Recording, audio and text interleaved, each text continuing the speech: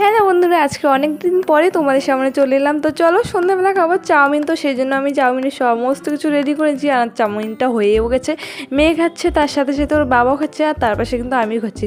সবাই মিলে আজকে খাচ্ছি চাউমিন সন্ধ্যেবেলা। তারপরে না সারা রাতে মানে কোনোরকম ভিডিও করতে পারিনি, রাতের বেলা কী করেছি না করেছি সেটা করিনি।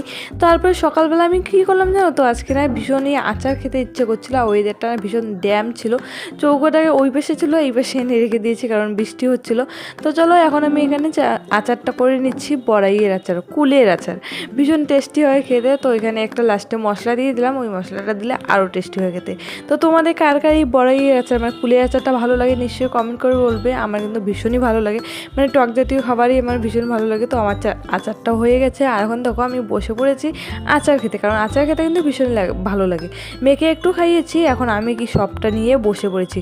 তো চলো আজকে মিনি ব্লগ এতটুকু, কালকে আবার একটা নতুন মিনি ব্লগ নিয়ে, টাটা।